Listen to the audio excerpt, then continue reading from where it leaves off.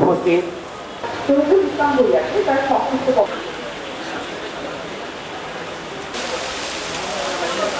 আমরা প্রত্যাশা করি আমরা তারা যে উদ্দেশ্য নিয়ে তারা যে লক্ষ্য নিয়ে এই আন্দোলন করেছিল, তারা যে দেশ গড়ার স্বপ্ন থেকে ধারণ করেছিল, আমরা সেই দেশ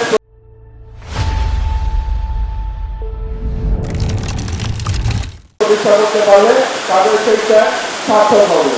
আমরা আপনাদের সকলকে নিয়ে আমরা সেই বৈষম্যহীন একটি বাংলাদেশ আমরা আমাদের প্রতিষ্ঠা করবো।